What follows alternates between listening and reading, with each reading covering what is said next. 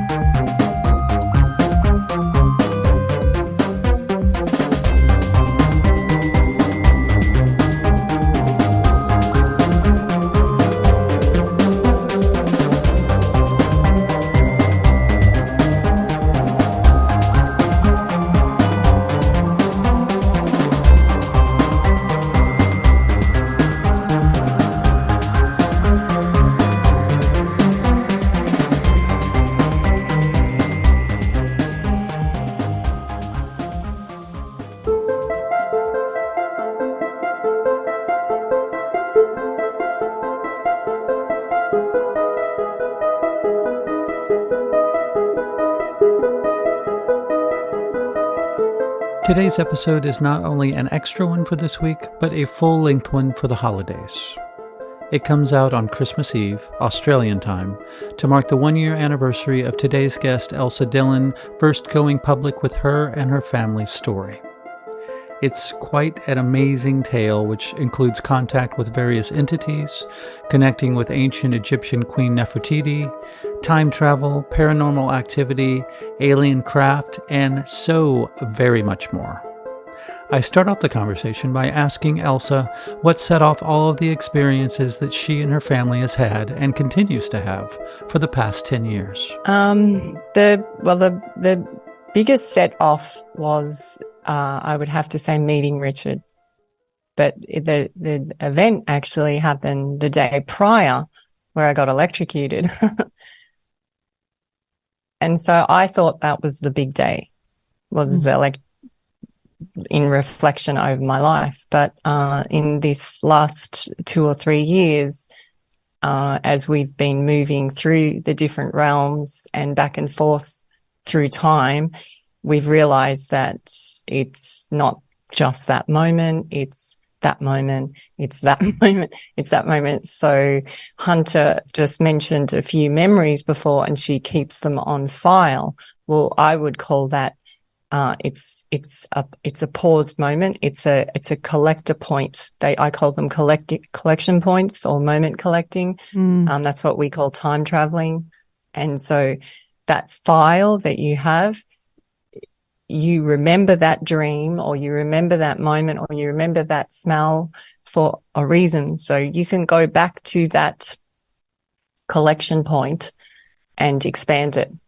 And then that's how our family class expansions. So you go back and you reincarnate or remember or relive that moment, and you expand it. So people always say to us, time flies, the kids are about to leave home. I feel like it was a whirlwind. Well, to me, I feel like when we had our kids, that was 50 years ago. Like time, because it's so expanded. Yes. So my interpretation of 1 year is feels like 40 compared to somebody else's. So time has really dissolved. And every moment, I'm going, wow, that did not happen for no reason. That did not happen for no reason. I just didn't.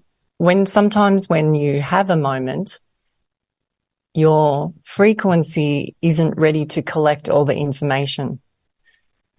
And you have to go a few more stages and collect things, or have happenings or space or time or more moments. And then you go back to that moment with a full knowledge of what that moment was all about. You could write a whole book about that one moment. And this is a very interesting practice, and I'm actually teaching others to do this because it makes you more full. It brings you peace. It brings much healings, not only to yourself, but to generations. It heals the land. It heals terminal illnesses, we found. It's a pretty clever thing to be able to do. And we've been shown this through realizing, we call it a reincarnation because we don't have another word for it, but we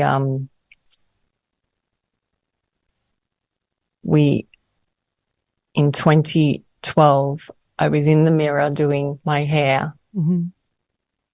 and I had a flashback to my childhood of the bust of Nefertiti. Mm. My father's Egyptian, and I realized I'm connected with this being, but I didn't understand what was going on. I didn't know anything about Nefertiti or her family. And as the days progressed on, she kept showing me things, showing me the connection, and it wouldn't leave me alone. It actually was more like a haunting at first. Mm.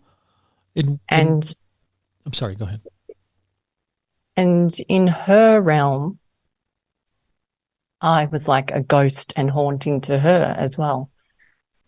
So this happened in 2012. It wasn't until about 2015. So again, having these experiences, but not understanding it. And I wasn't on social media, so I wasn't really being able to talk to anyone. Mm. We had just shifted to the country, so I had just had our 8th baby.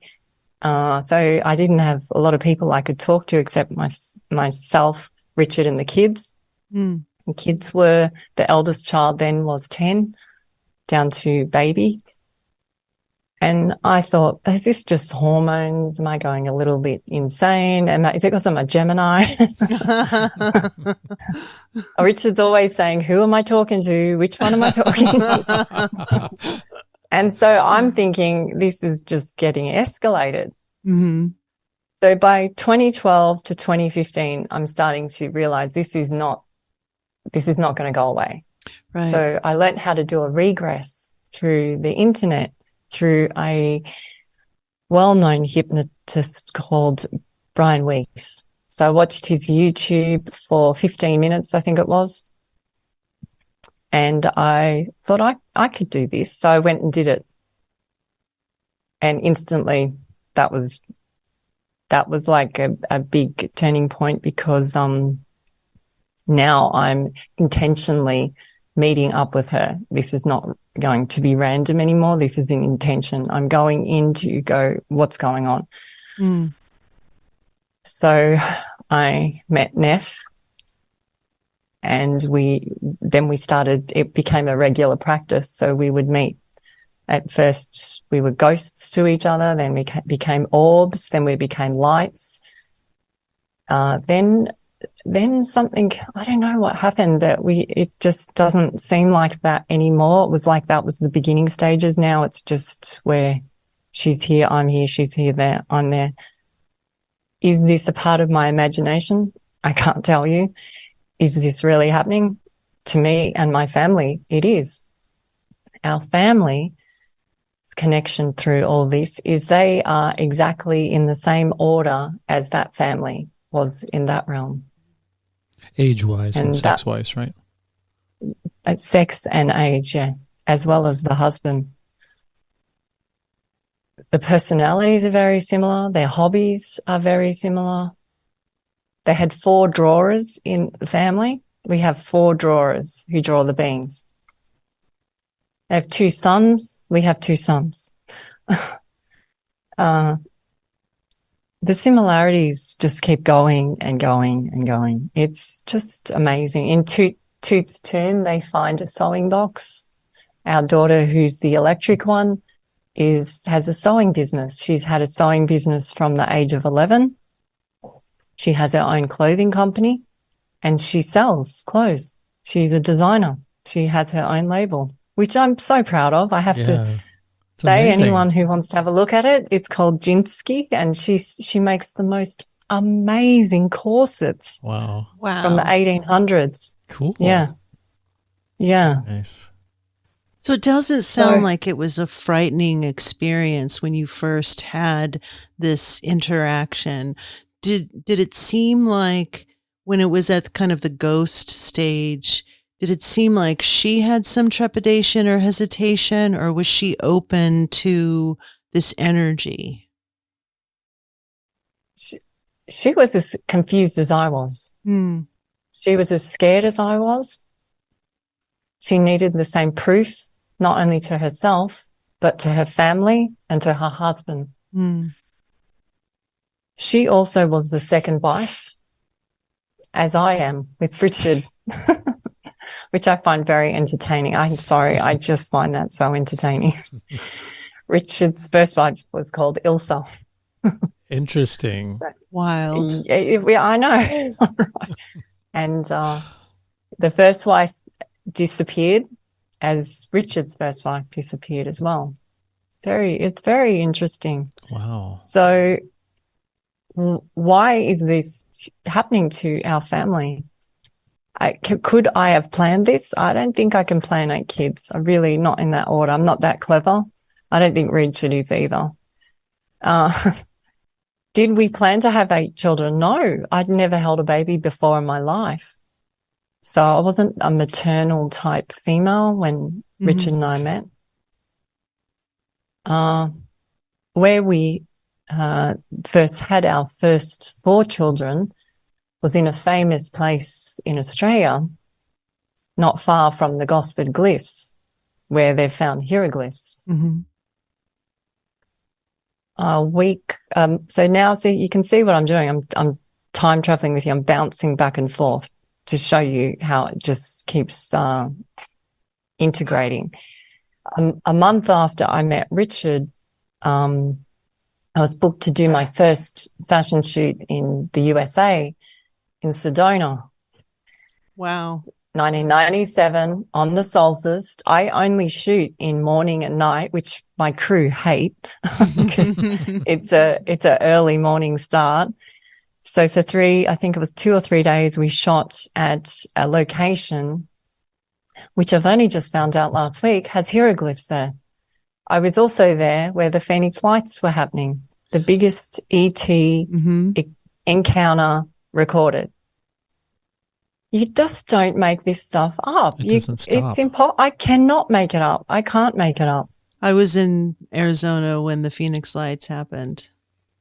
Wow.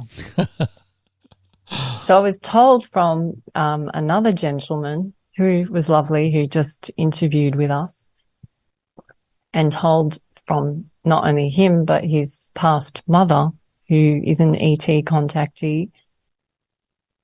She told me this is all connected to the Phoenix Lights. Really? In what way, do you know?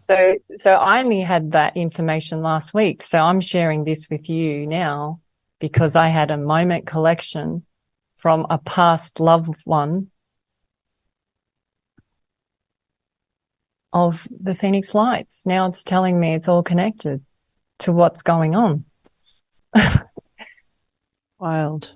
Yeah. It's out there. It's out there. It's amazing. Is it, what's the purpose of all this and the family being involved and also all the beings? Like, it's not only this other realm going on, it's all the encounters from the dragons to military to whales to, it's all these encounters. Is it to show others that what they think's going on, there's much more? Is it because if it's happening for our family, it's within everybody else as well.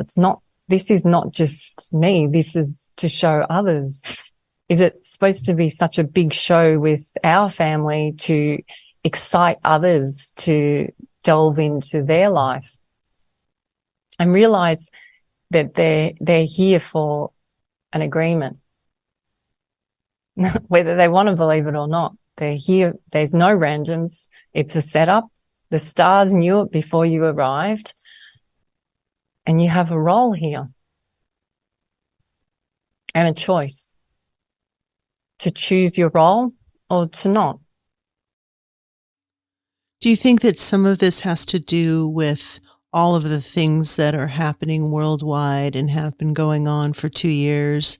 That it's almost like a collective calling to some other dimensional energy for help or reinforcement, like that we've come to this state where the people who are in power have failed humanity, and so there's some other energy that people are drawing from, maybe consciously or unconsciously, like through prayer or meditation, that we're basically calling for reinforcements to help us through this period that we're in.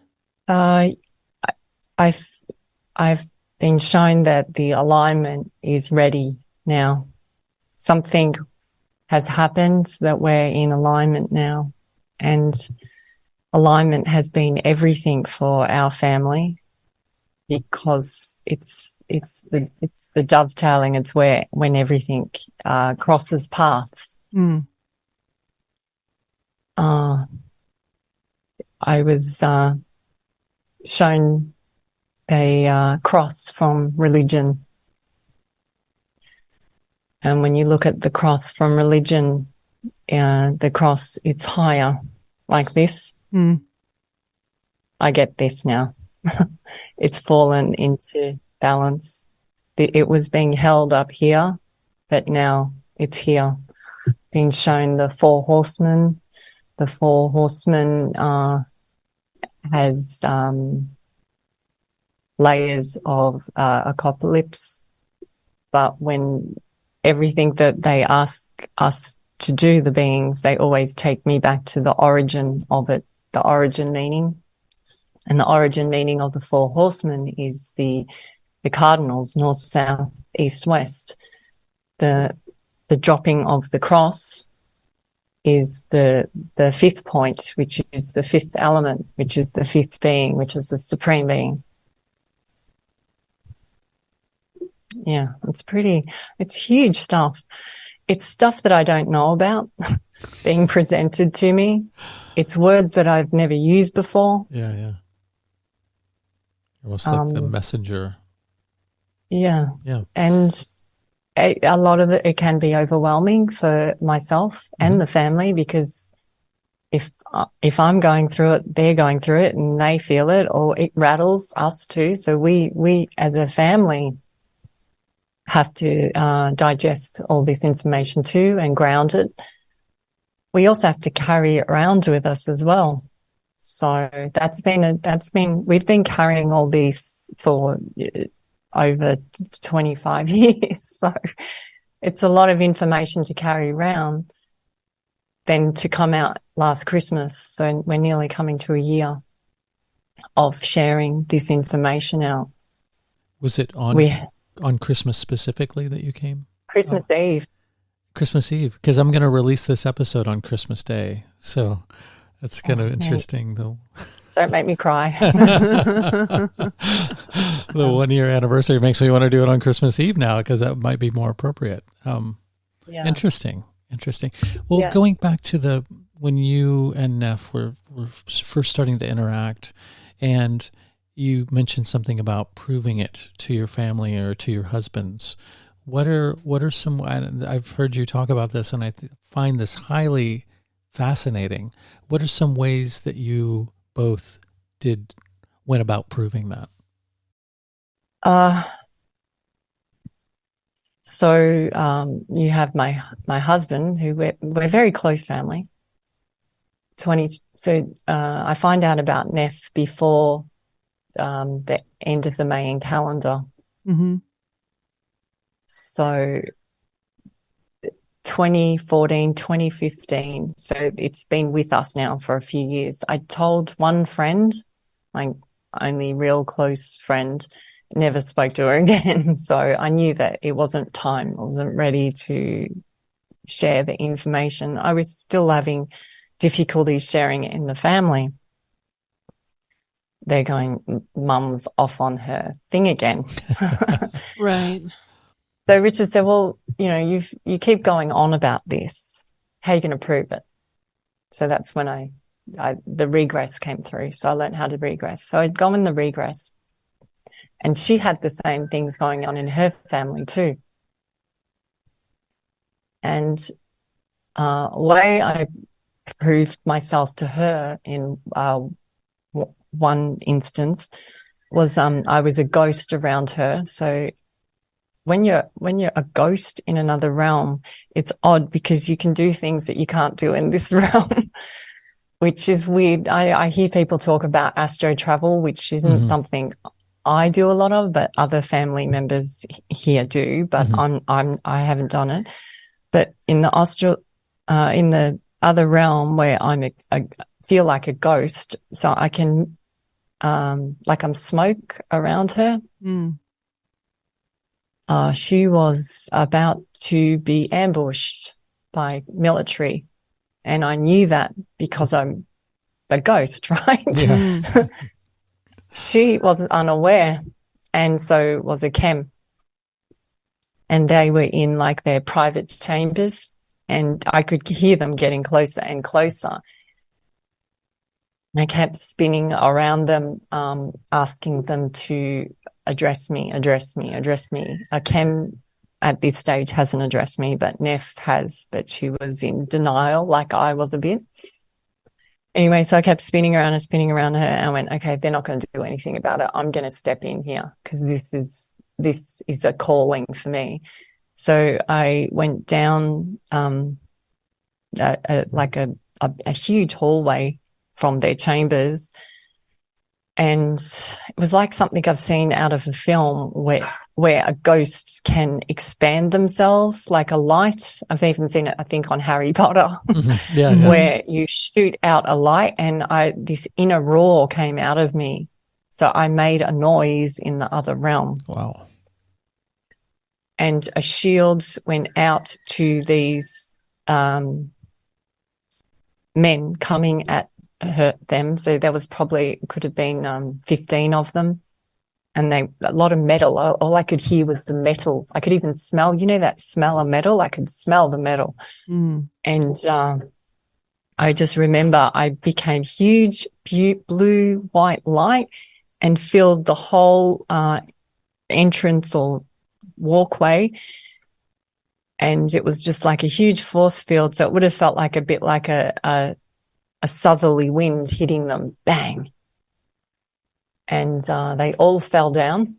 So now feels like a Lucy film now. So bang, they all fall to the ground.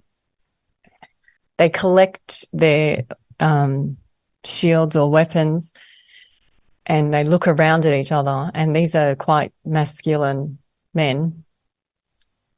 And they were they were kind of hesitating whether to keep going, and then they turned around and left in a hurry. Wow. Neff and Akem saw them leaving. Impressive. So after that, Akem made Neff the first wife. Amazing. And after that, he would allow me to come or interrupt him if we had to.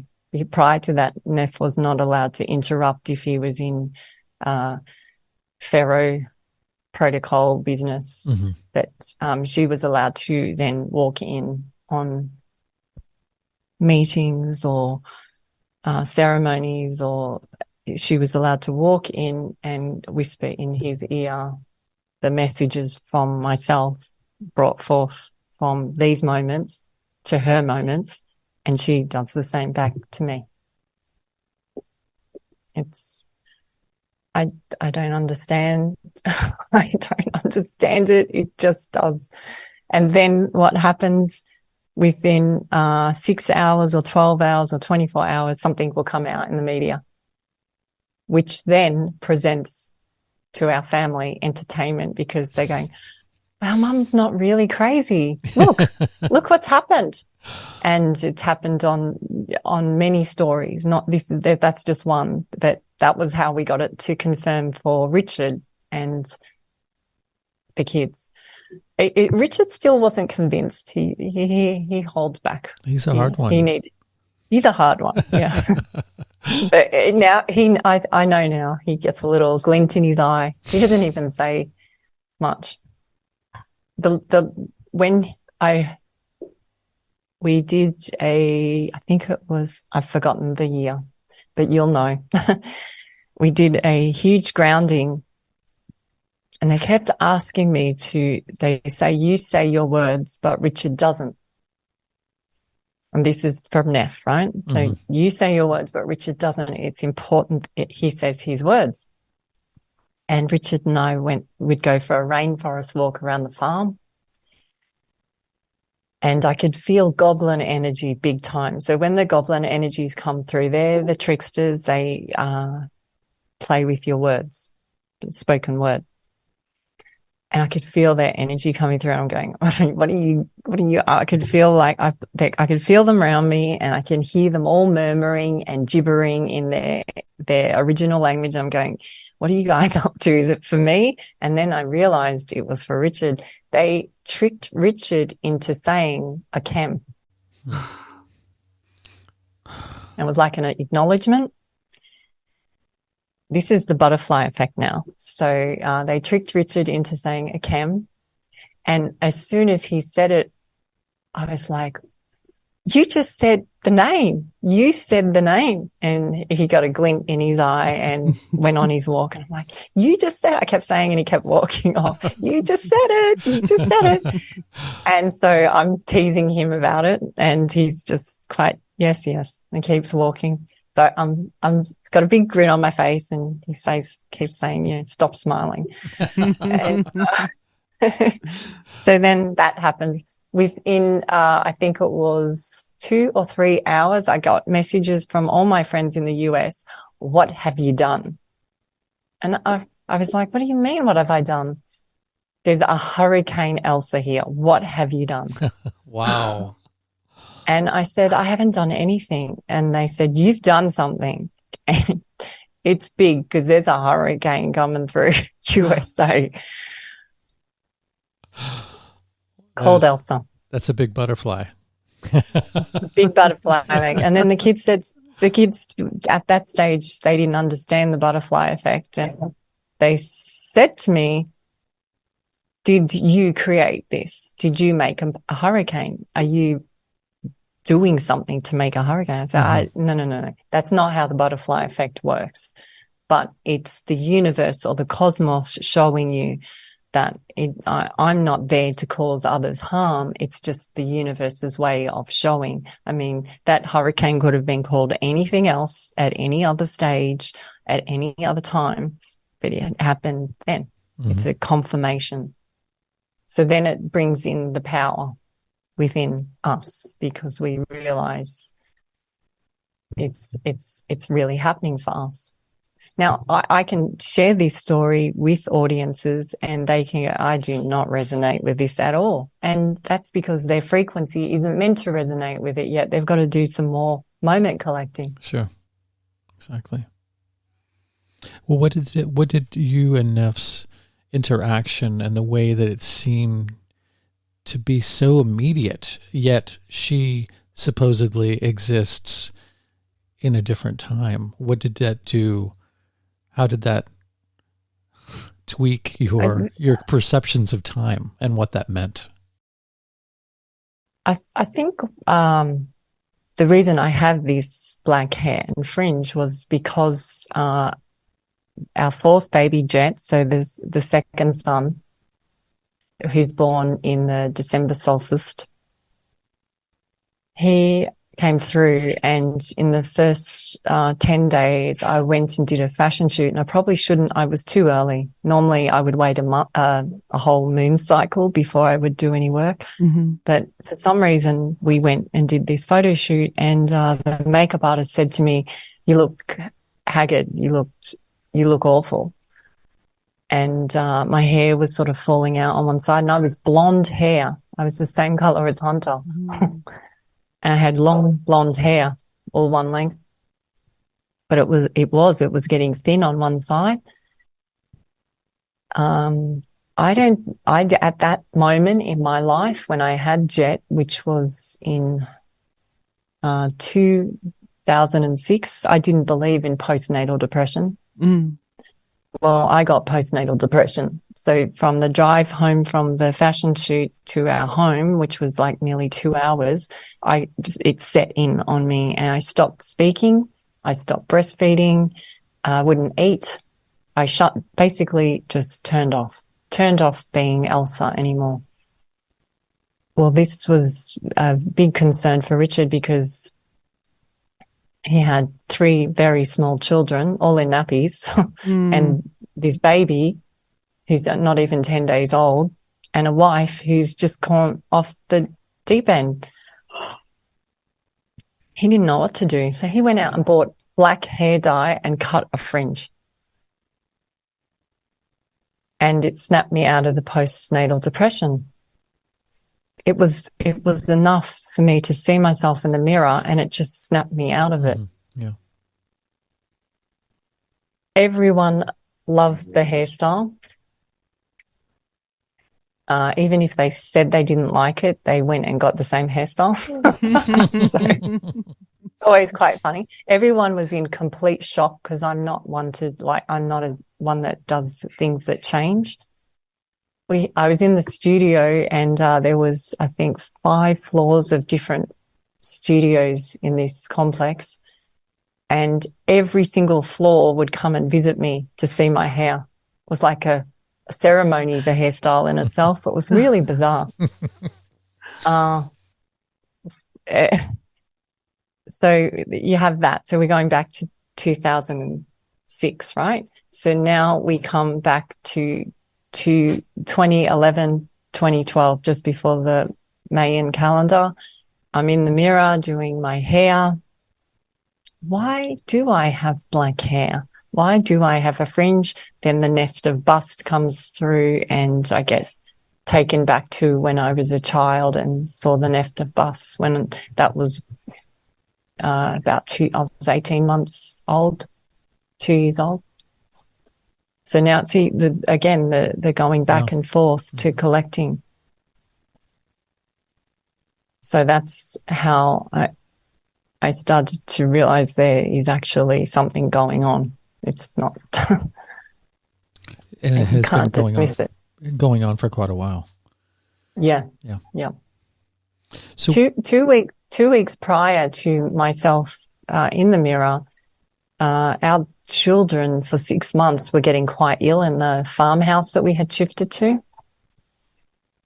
And I didn't know it at the time, but they were sleeping near the power meter box. So they got EMF poisoning, electromagnetic field damage, dramatic. So one daughter has like a stroke-like face. Her face shut down on one side. Wow. Our son, he wouldn't heal.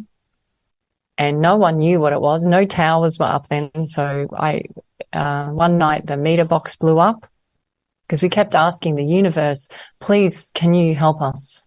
What's going on with these 2 children? What can we do? We've shifted to the country. You think we would be healthier, not worse. No one had any answers. And it wasn't getting any better. It was getting worse. They were grinding their teeth, losing their memory. It was dramatic in 6 months, only 6 months. The meter box blew up. The electrical men came out. They kept saying to us, your ETs, your angels, how did you get us here this fast? That night, we looked up ETs, angels, and EMF.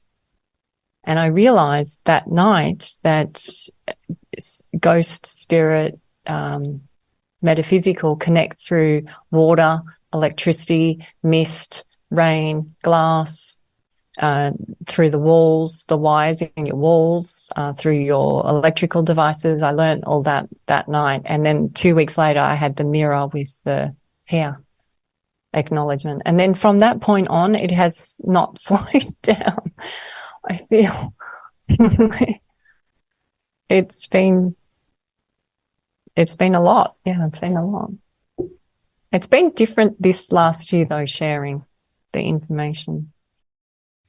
How has that changed the phenomena? Have the beings acknowledged that? Are they coming more often, less often? Any sort of changes whatsoever? This might relate to you guys with what we talked about earlier, is that I'll meet people now through speaking up, and they will share their moments with me, and I can actually now not piggyback, but get carried with them to that moment. And if they can't collect the information then comes through me. So I met a gentleman from the UK in Leeds, and he had a 1978 experience. And he started talking about it, and instantly, not only did I start downloading the technologies and information from those beings, but so did two of the other children in the family. So now it's becoming very multi-dimensional, right? So that gentleman had a psychic tell him that he would meet me.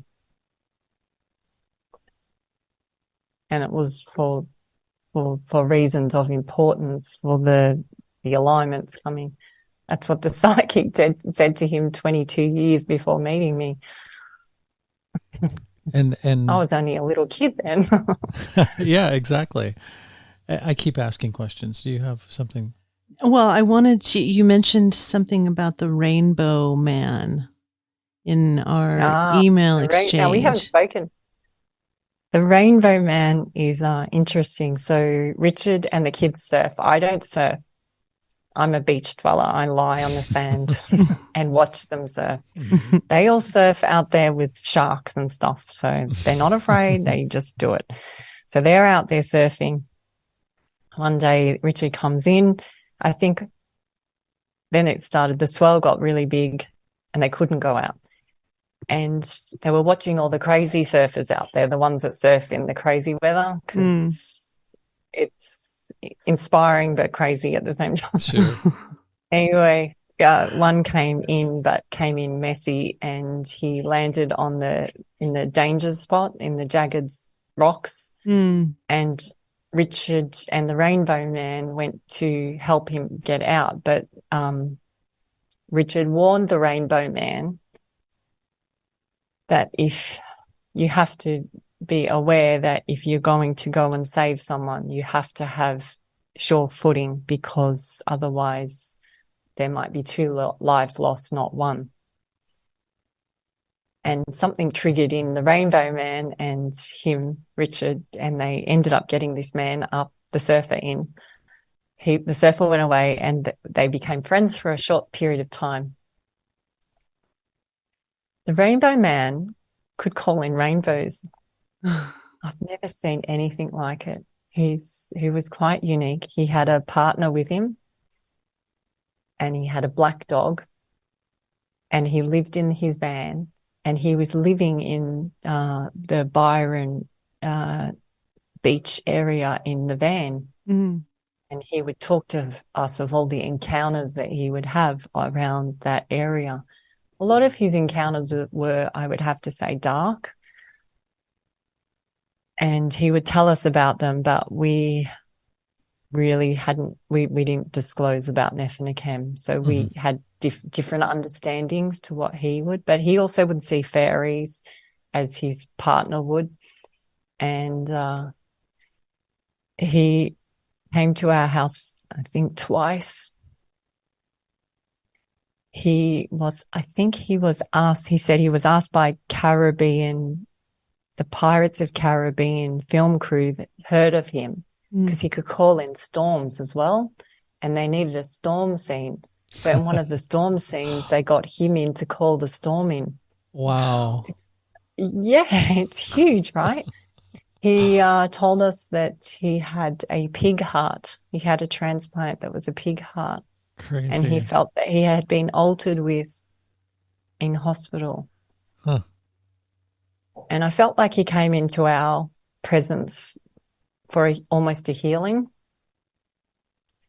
Anyway, one night he was talking, And they asked where I grew up. I said I grew up in Melbourne, and I went to a private school in the country there. It was a Christian school, so it was very formal Christian school where they'd measure how high your skirt was from your knee. And his girlfriend said, "Oh my God, you're Elsa Hutton," which was my maiden name.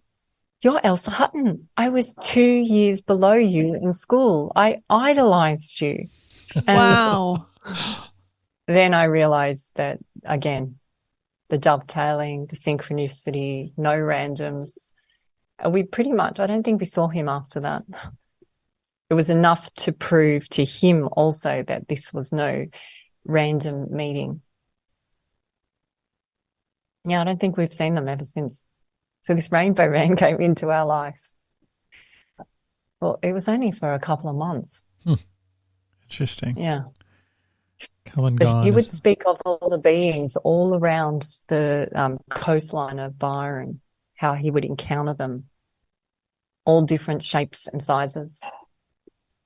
So he would then talk to us about these beings. And as he was talking about them and taking us through the journey of his moments again, so now we're traveling with him to moment collect, the beings would shapeshift for me. So the darkness would shapeshift into something else that wasn't as dark as how he was describing it. And that helped me to understand that it, depending on what frequency you're in at that moment, is how you collect the frequency of the others. Yeah. So something that could be really scary to me 20 years ago, if I look at it now, it could be angelic now. But that's only because my frequency has been prepared or elevated or adjusted, or there's many words they call. Do you think you were born with the frequency that you're on now and it was just latent, or did it sort of get turned on by a specific event or series of events later on? Oh, wow.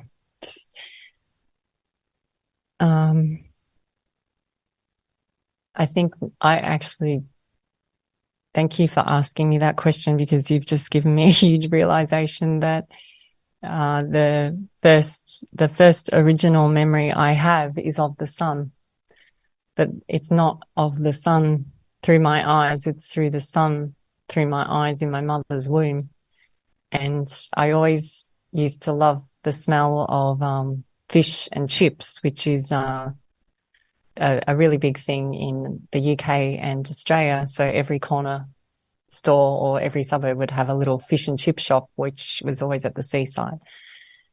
And I remember being in a red veiny looking out, and I could see the sun, and where this fish and chip shop, my mum craved fish and chips when she was pregnant with me, and it had to be wrapped in paper like they do in they wrapped it in newspaper.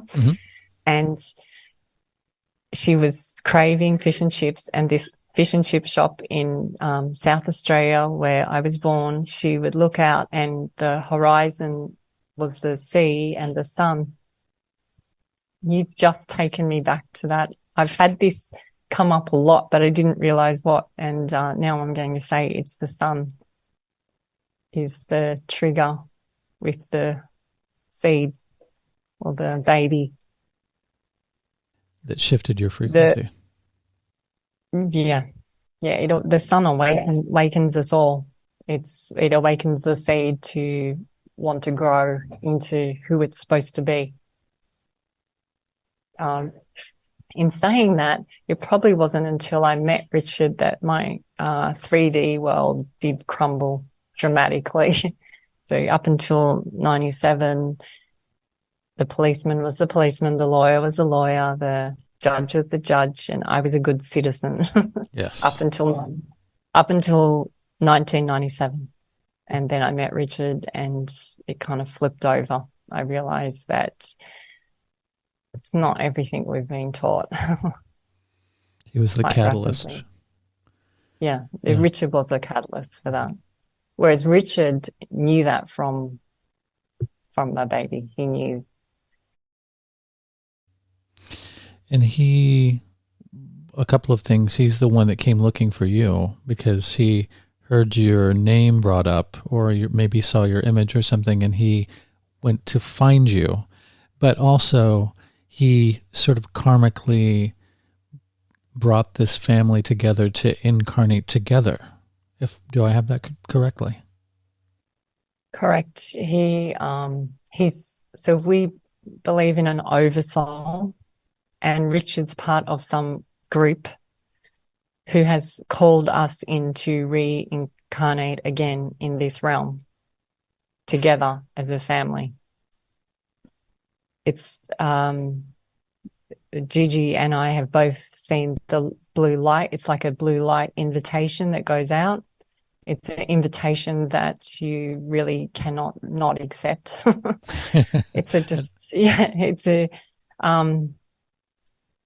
For some reason, my oversoul is from galaxies away and quite different to the other oversouls in the family.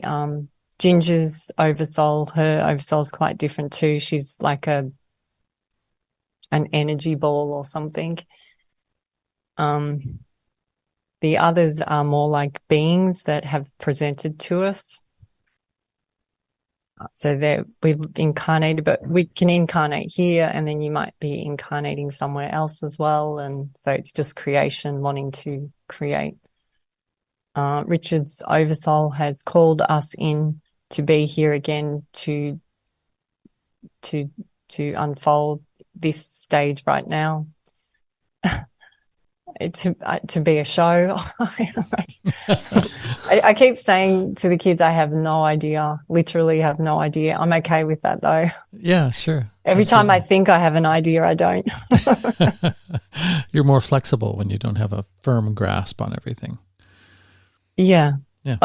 I think that allowing intelligence to be intelligence without trying to be intelligent. Yeah, sure. So instead of thinking that this makes it work, allowing here inside to make, and just using all this to assist this rather than this be. So again, this comes back to the cross. So this is where we've been doing it all here. This is now dropped to our center. Mm-hmm. Yeah. So the fifth point, we are the fifth element, the supreme being, and it's here. So now the eternal compasses are going to spin their orbits, because I believe we're all stars. So we're going to all spin our orbits to our full orbit now. It's impossible to stop this now. There's too many. I wonder if in the first incarnation of your family, whether you all were in different roles. I wonder if somebody else was the father and somebody else was the mother, and no, same. Yeah. Interesting. I know. We ask, and I'm not because the kids play games. We don't have a lot of toys, or the kids don't watch a lot of TV. And so the kids would make up games. So we're talking from very young age, they're connecting with their oversoul, with ghosts and beings. So they're doing it from a really young age, much faster than I can. And they would tap into questioning each other's oversoul's journey. Have we met before? Mm-hmm. What's your role? What's your flavor? What did you do? And the flavor or the essence of the oversoul is carried through in the incarnation. It's quite interesting. So we have Gemma, who is the warrior one. And that carries through in her energy, how she behaves day to day. So we understand if Gemma's swinging her sword, you've got to duck. You've really got to. But she also knows when she's swinging her sword too. So she knows. Good to know. And put it down. You're creating bloodshed. So it helps us to keep peace in the family. So that's how for 25 years, that's how we've used all this information to keep peace, have a harmonious lifestyle as best as possible with whatever's going on around us. So that's how we've been using it. So we've just been making it our day to day. And it wasn't until Christmas Eve that I realized that this close call, this close alignment might need a little bit more of a they need to realize that this is the beings that are coming through aren't here to harm us, because this is a possible next draw card that they were going to pull out. Manipulation through scaring people, which is, pretty evident with what they've been doing throughout history. Yes. You only have to read the nursery rhymes. Yeah, exactly. And the Bible. Yeah. And now it's turned on the news or just about any media source. Fear is interwoven through all of them. But see, our role so then we're going back to moment collecting again. My husband and I have traveled the world shooting celebrities and famous homes. I mean, I've shot in Nixon's home in America. We've shot at, if you could name a celebrity, if I haven't shot him, Richard has, going back. Richard's looked into the eyes of Trump and Putin. Interesting. Wow. Wild. How many people can say they've done that? Exactly. Did he plan it? No. It was what unfolded. We were also booked for a lot of these jobs. So we didn't personally book it. Our agent would book things. Yeah. We've been to sacred locations around the world that some people aren't even allowed to go to, just purely because we were shooting for a magazine. So we are behind the scenes people. We're not in front of the camera. I mean, except for this year. But prior to this, we were always behind the scenes. We were always bringing the best out in others to present to the public. But we would see them how they turn up. It's different. For sure. Would another term that people might be more familiar with for the oversoul be sort of the higher self? Is that kind of the same thing? Yes, the higher self. Okay. The inner child. We love the inner child. Higher self, inner child, alignment, God source. I feel that it can cross over many cultures and many religions. Having that understanding and it helps me understand our family and being a mum and letting go of the kids when they're growing up, because everyone has their journey. And so having an understanding of your oversoul is a great practice, because it can bring you peace and harmony in your own relationships, when you're out and about, when you're going shopping, things that, us humans have to do every day. Indeed. So again, I'm sorry, I have so many questions about the Nefertiti situation, but that definitely pleads a case for retrocausality in a sense, because you're literally affecting the past by your interaction with Nef, right? Nef told me in the beginning, which was really tricky to understand, and if I use this too much, it complicates it. That there is no time. Time is dissolved, and they are as alive as we are. So they keep saying that to me. So I've heard other people speak about parallel realms, parallel universes, and that makes much more sense since all this than time does now. Time the actual word time ties me to a moment, and I don't need to be tied to one moment. None of us need to be tied to one moment. That's a form of slavery. And the word time does, if you dissect the word time, tie me, it ties you to that moment. And it's made up. It's just a program. It's a synchronizer. Many cultures believe this, prior to us, before we started thinking from here, that's how they live their life. There is no time. So whatever you're talking about, time means nothing to them. It means nothing to the animal kingdom. I can go out and tell my dog it's time, it's 9 o'clock, and my dog will look at me and go, doesn't worry me. Do you want to go for a walk? Now that's different. Yeah, exactly. Keywords. I've said the W word. Yes. Yes, because that's important to that dog. Yeah. Because that's their dog's belief system. That's fun. Time means nothing to that dog. And that's where a lot of the animal practices that we do helps us to understand. And that's one thing that's been really interesting for us. And meeting Mary Rodwell in February of this year, and sharing our information with Mary Rodwell. She interviews children and ET experiences and paranormal. She's an amazing guru. And she said, look, I don't know how your information is going to be accepted in communities because you're crossing over too many. And I said, I think that's the point. Yeah, exactly.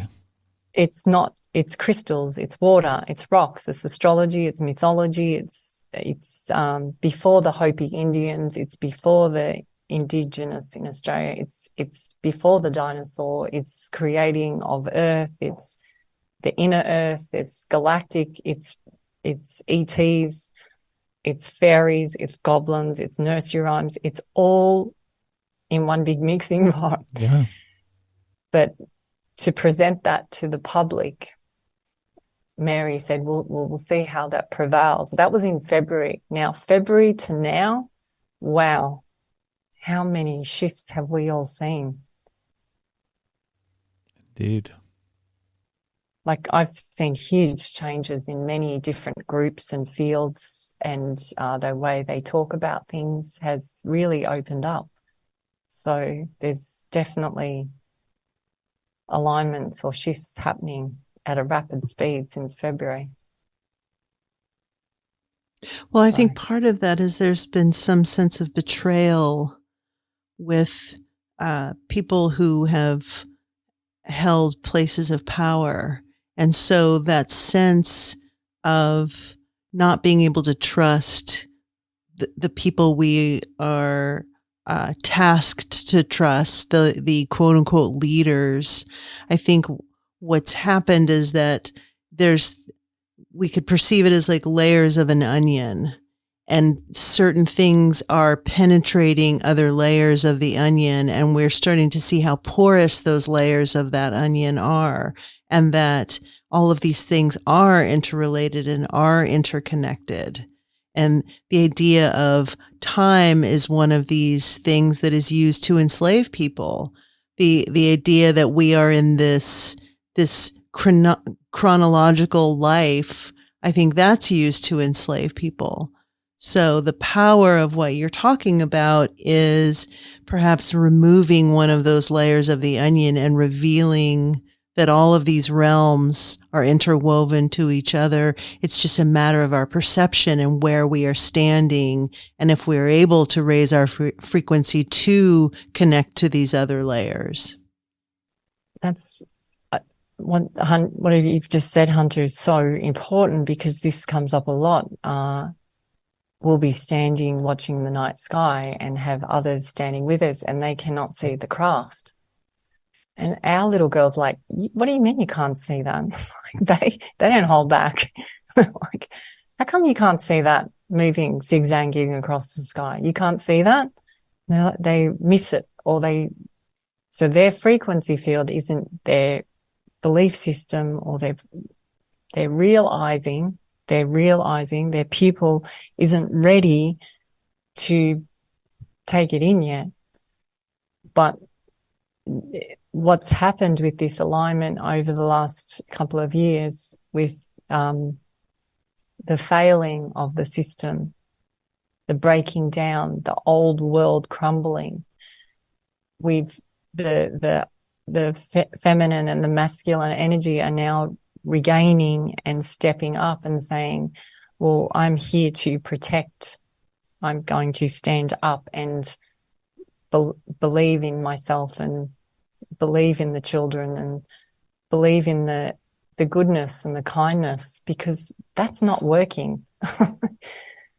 I know you keep drumming it down my throat, but it's not working. People don't want to watch TV anymore. People don't want to watch the news anymore. Because it's a low frequency. So the fear is a low frequency. And I think that's why it's so easy to manipulate and control people, because that's low hanging fruit. That's not really where higher minded perception is happening. So it's a way of kind of controlling the mass. And I think the slave economy is a way to do that too, where you have people working constantly, where they don't really have time to reflect, to see a craft, because they can't kind of sink down into their energy and meditate into reality to say, well, there are fairies, there are goblins, there are things that are wandering in the forest, that if we were just quiet enough internally, we would be able to perceive those things. That description of a tree and grabbing the fruit at the base of the tree, you're in the shadow. But if you got the ladder out and worked as a community to grab all the fruit off the tree, not only would you feel abundant, but you'd also see the dark and the light, because you come out of the shade of the tree. And I think that's actually poetry, Hunter. Thank you. It's true, because we all take a bite out of the apple, right? Like, see, those words to me are biblical. Like, those are the words that get written in the new Bible. Those stories that Hunter just said, that's a poetry moment, a biblical moment, I class that as, because she's given the audience a tree and an apple description so that they can understand where are you picking the fruit off that tree. Exactly. And it's pretty cool. Yeah, it's a metaphor that works on a lot of different levels. She is the writer in this partnership for sure. She's the crafter of words. I'm the blah, blah, blah. I get stumbled upon words. They don't often come out very gracefully. Yeah, I think Chris is the architect. He's the builder, and I'm the person that hangs the pictures on the wall. I'll go with that. Okay, let's see here. Where to go from here? There's so many different places to go. There was a pretty important event that happened in your story, where you had a sighting when you were going and looking at the stars one night and looked up and saw a craft. You know exactly what I'm talking about. Would you care to recount that story? Because it's a place marker in all of this in a lot of ways. This is this moment you're speaking about was in November, the 17th of November, 2017. And it was a new moon, very dark night. And since 2012, I would walk out in the paddocks at night, which Richard really did not advise, but I still would do it. I would get called out for different reasons. I would get called out because I could hear foxes, or I could hear a python slithering past the house. And he's like, how do you know it's a python? I go, it's a python, I can tell. But he goes, it's a python on the ground. How can you hear a python? I go, it's a python. And sure enough, it was a python. So I'm connecting with the animals. Yeah. So I'm getting called outside. Then it went to similar time to the Rainbow Man. I could hear screeching in clouds, like metallic trumpets or horns. Not always the same sound, but they would call me out. So I'd go out for that. Then I would go out again for more animals, and I was out in the animal herd on this 2017 night, and I was in the horse herd, and I noticed the horses starting to become restless, like there's a predator.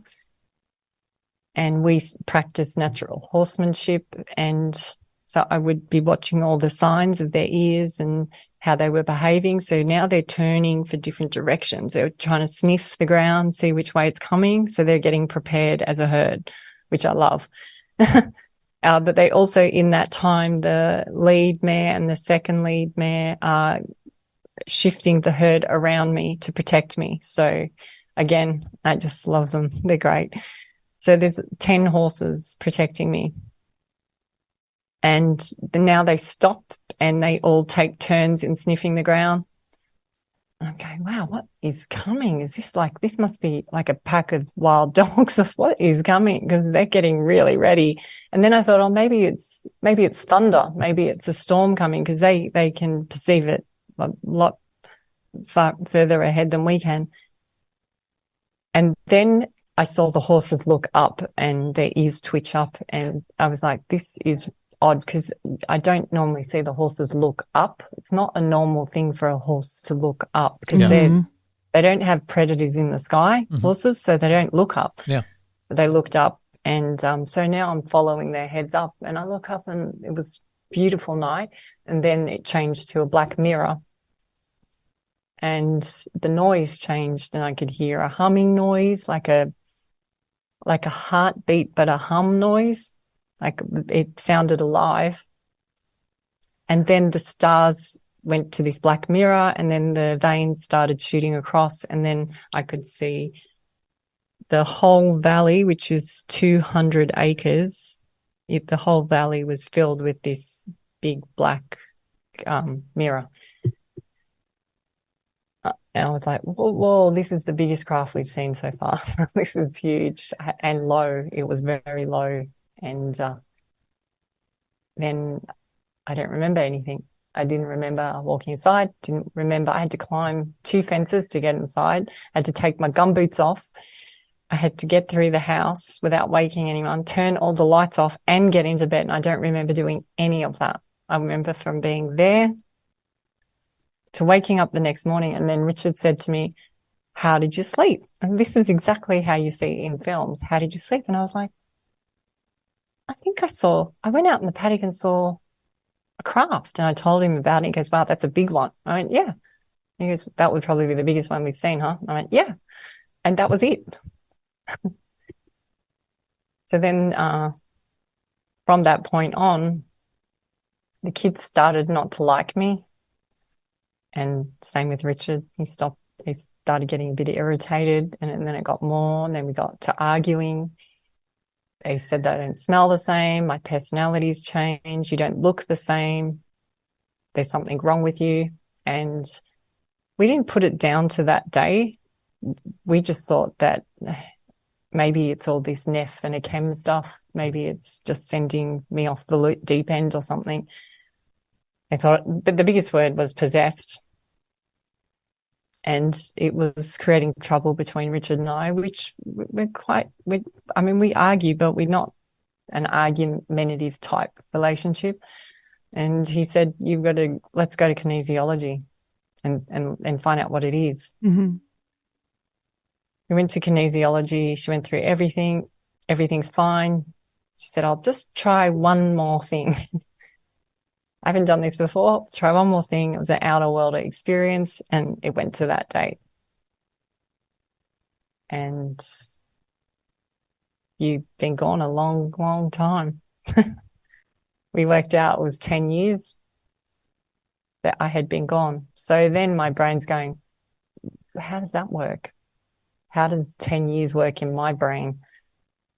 So I came, they kind of shoved me out the door after that.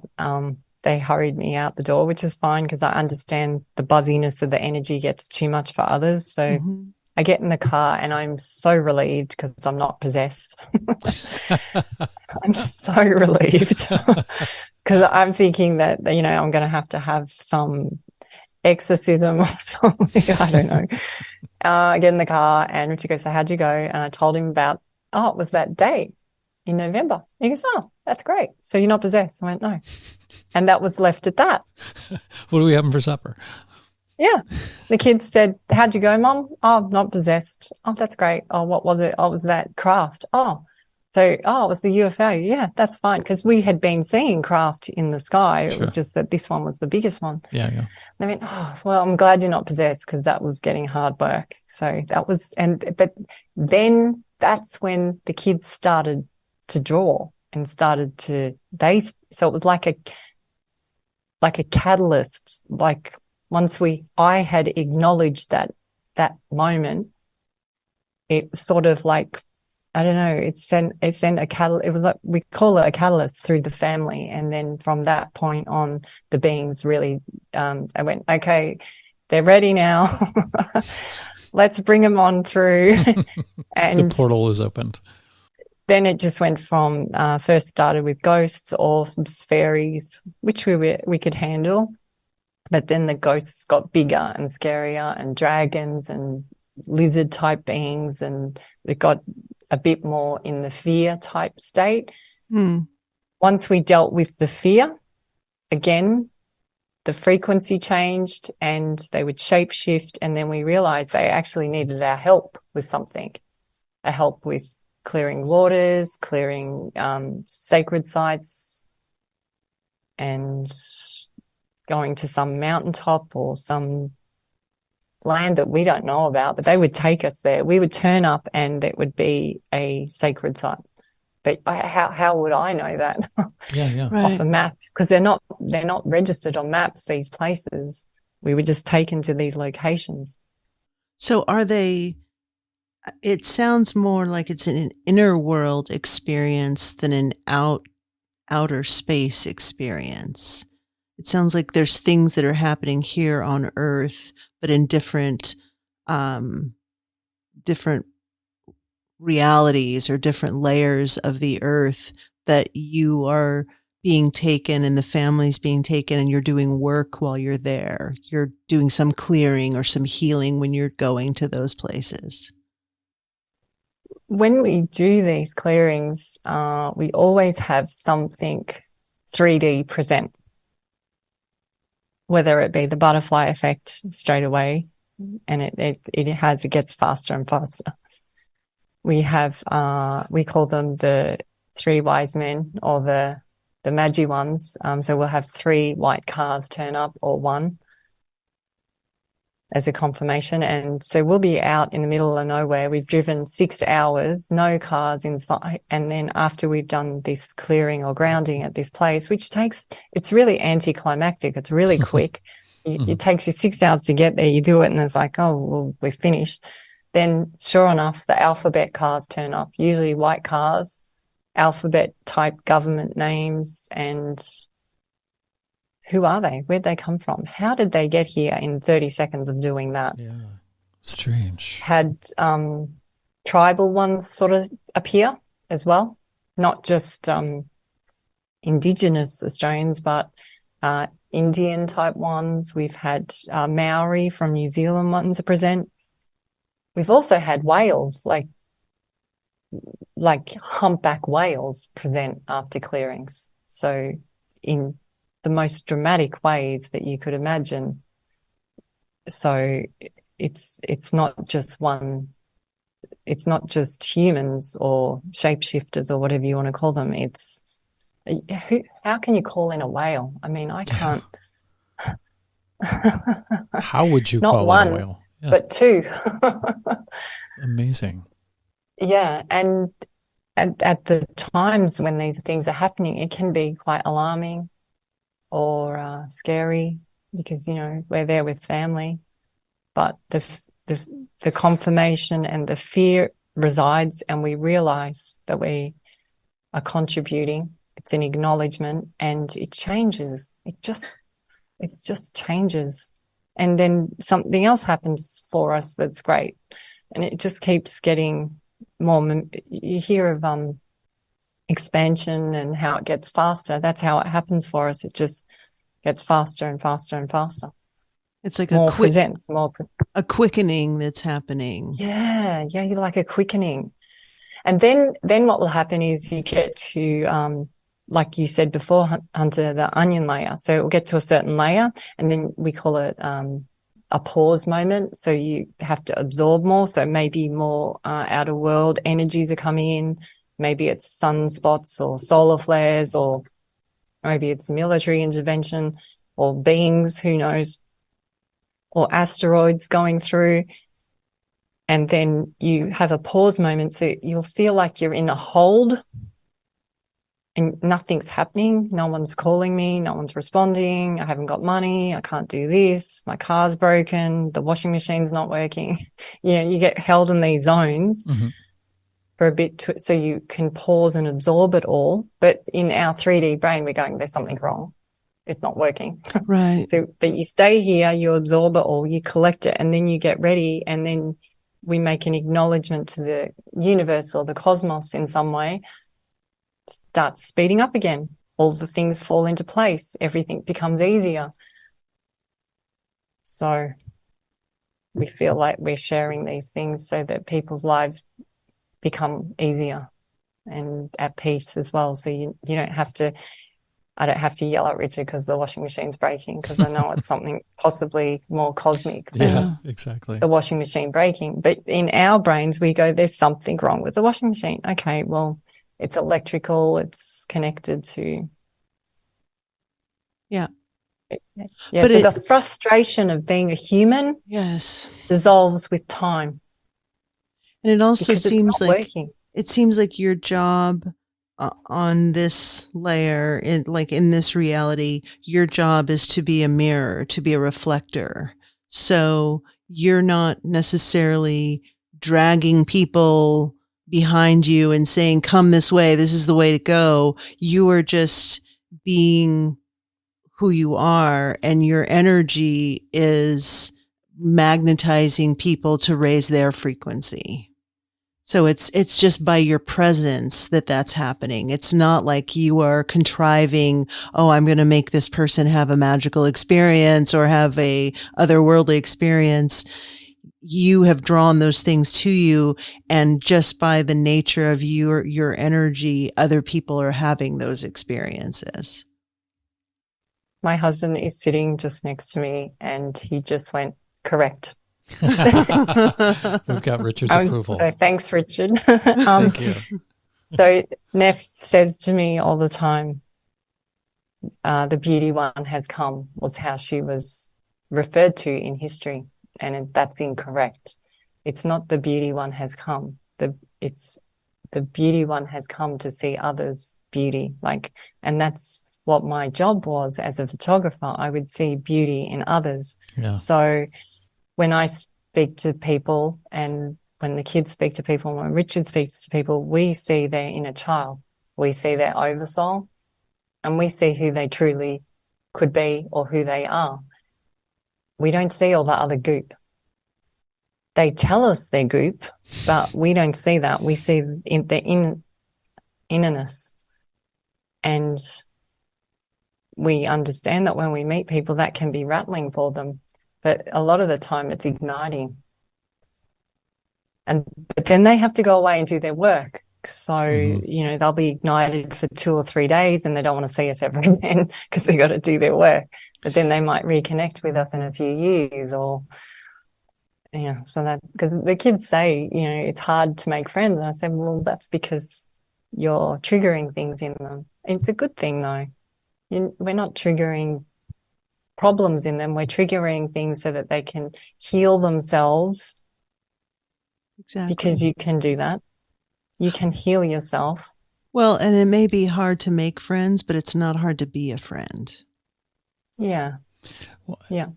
And I think thank you, because I'm going to tell Jeannie that. Jeannie wants to hear that.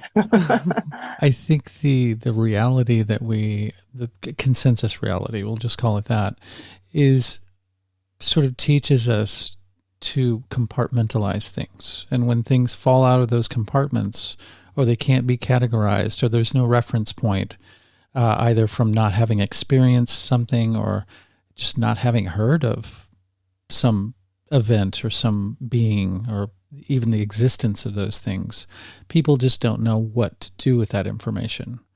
And then they look to their files of all the TV shows that they've seen, for instance, and you get these goofy Bigfoot shows and haunted house shows, and it just makes it all look like a comic book. It doesn't carry any real weight.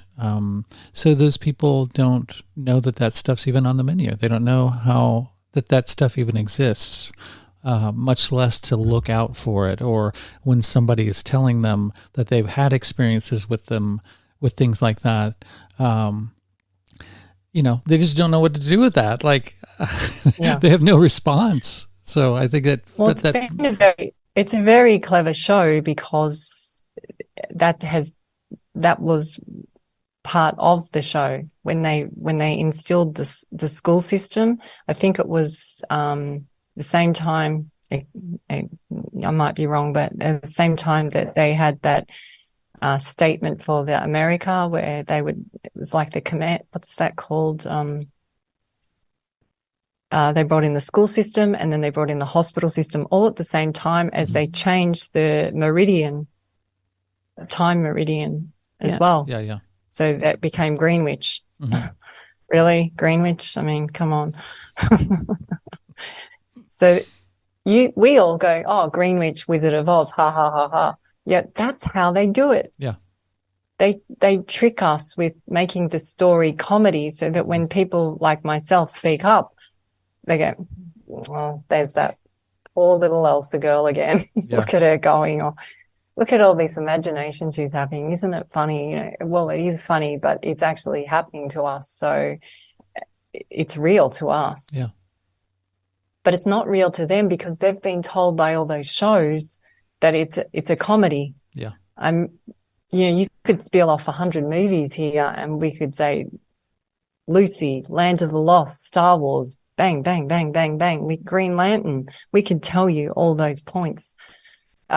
John Carter, the movie John Carter, is a great film. It's not called JC for no reason. Mm. He went to Mars through a porthole by just saying words. Yeah, exactly. There's a lot of disclosure there. Yeah, but that's just Hollywood. That's not real. Yeah. Of course, that's how they get rid of people like us, because that can dissolve in, people can believe that it's a film. They're happy to believe it's a film. But if you've been like Richard and I and been behind the scenes, and you've met all those behind the scenes before it's a film, well, now it's completely different. Yeah, because we're the creators of that film. We created that film. The Matrix, The Woman in Red, The White Rabbit, Mr. Smith, Keanu, right where we lived.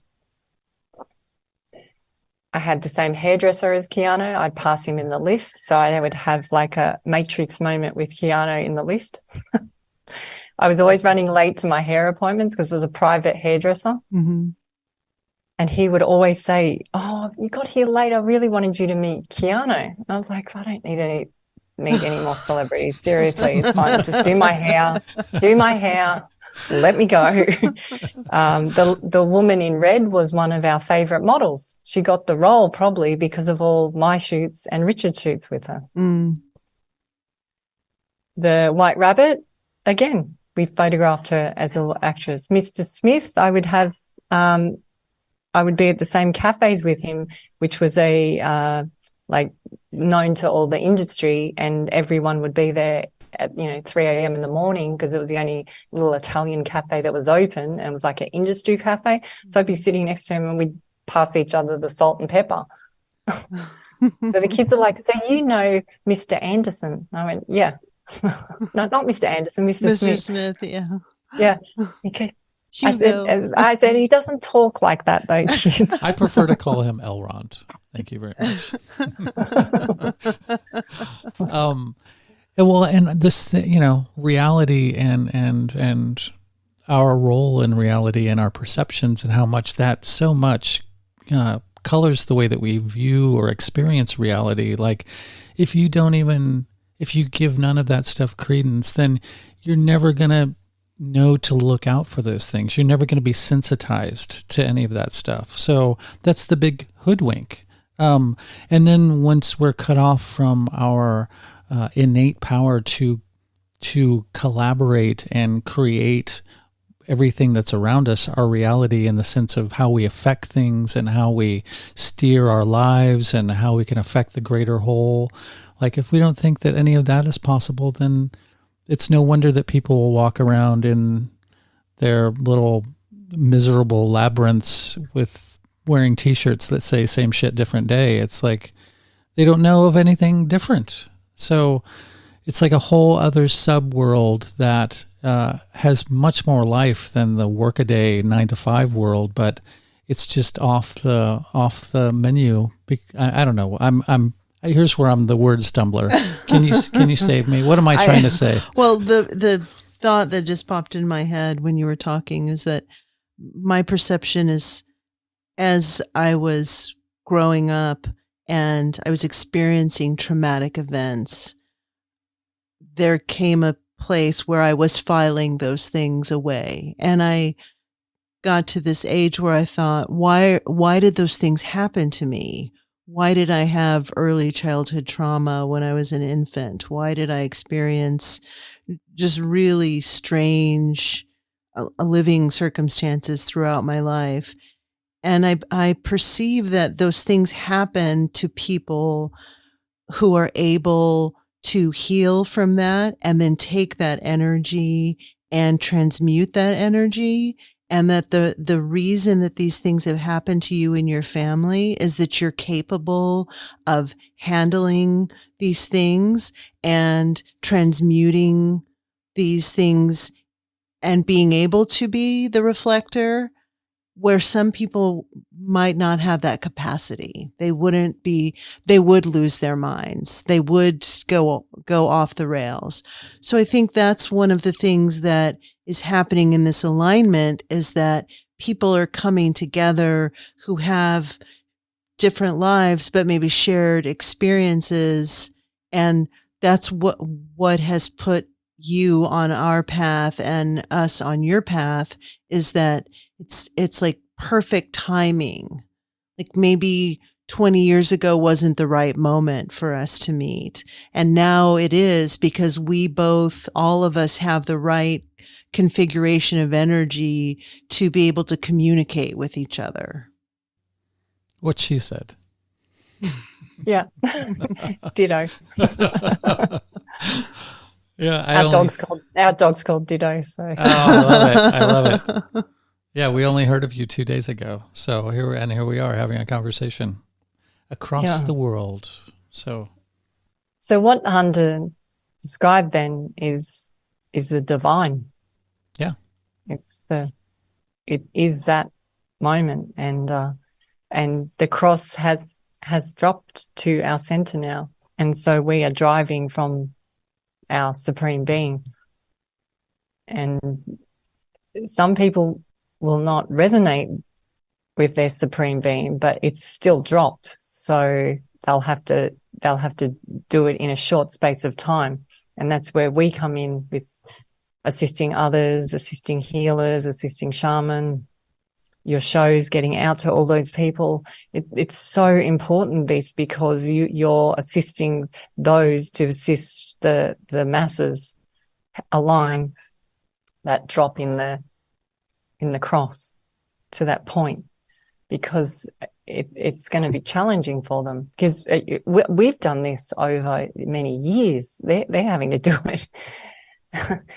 This quickening that you speak of is we have been shown this from the beings, and that Tenenback experience is that it's a they need help. They need assistance. They don't need us to carry them, but they need to be shown the light, literally. And it does. It sounds really corny, but they do need to be shown that it's happening. It's possible. It's possible. That's what they need to be.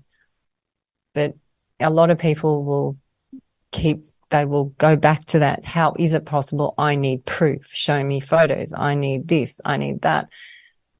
Again, you can feel the frequency of that. It doesn't feel like what we're all about is telling our story of how we've done it, so that will help trigger you to help you do your way. I would say Hunter's way. I would say go to the forest for 10 days by yourself. If you want proof, disconnect from reality and go from what you call reality and go and live in the forest for 10 days. But take a mirror. Yeah. Yeah. Take a mirror. Yeah. Yeah. Take a mirror. The mirrors don't lie. Yeah. I didn't bring that up just out of the blue. It's because mirror plays a big role. Mirrors are a big one. Yeah. Well, I used to be petrified of mirrors, absolutely petrified. I would, from a young age, through to that experience where before the ET meter box blew up. And it wasn't just me. I caught Richard. He's scared. He used to be scared of them too. So he'd walk past. We only had one mirror in the house, and it was a beautiful one above the fireplace. And he would walk past. I caught him ducking a few times. Like, I saw that. You ducked. He goes, no, I didn't. You ducked. So you see in them too. Because I could see other realms. I could see beings. I didn't know what I was going to see when I'd seen a mirror. So it would scare me, not just our mirrors, but any mirrors. That's why it's interesting. Neph comes through the mirror. Tut, his tomb, they found the mirror, which is the Ankh. That you see that. I always spell it wrong. Ankh. Yes. The Ankh. I didn't realize the Ankh was a mirror. Oh, really? I didn't know that until a year or so. Yeah, so the loop that goes around, it's the shape of, us internally as well, both male and female, but it was always a mirror. They used it. So, and then you come back to mirror, mirror on the wall. Who is the fairest of them all? What is fair? Fair is equal. Fair is light. So now we go back to the nursery rhymes, now start dissecting the nursery rhymes and coming back to the core words of what they're actually saying. The meanings change. Peter Pan, Neverland, flies to other realms, doesn't believe in time. The time's affiliated with a crocodile. I mean, come on. There's a mirror in the Matrix. Tinkerbell. Yeah, I believe in fairies. The magic happens when you believe. Alice in Wonderland. These stories are there. The Bible, it's all there. You've just got to decipher it and remember. Remember means to reincarnate. That's the Pi root word of remember. So it's pretty interesting that these beings are watching us remember. Why can't they tell us why don't they just let us come here with a memory? Why do we have to come here forgotten? Why are we coming here with amnesia? There's something in the power of remembering that they're watching us, or we're watching ourselves, whoever they are. Exactly. Like, what is the power of remembering? It's a question I ask a lot. Do you get the impression that these beings are, and I'm stumbling into a forest of semantics here, but are from another place or more from another dimension or frequency? I think it's not what we think. So we think Earth, then we think galaxy, right? But there's a few movies out there where they show that there's multiple realms happening at the same time on that planet. Mm. Then you have artificial planets. So now we're crossing over 2 films. So we've got Star Wars, where they create a planet. Then you have the Green Lantern, where you have lots of beings, and that's how it feels at our house.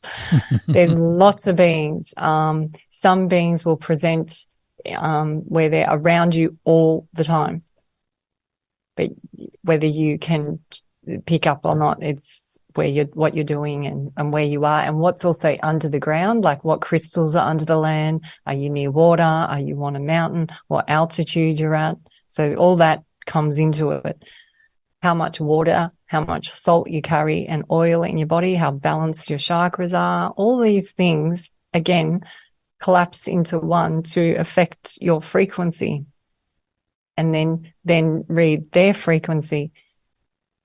We have had, I'm going to share something that's been happening with Gigi this year, where she'll walk into a room and then she collapses, like, imagine a coat hanger. So you got clothes on a coat hanger, and then you just break the coat hanger and the clothes fall to the ground. That's what's happening with Gigi at the moment.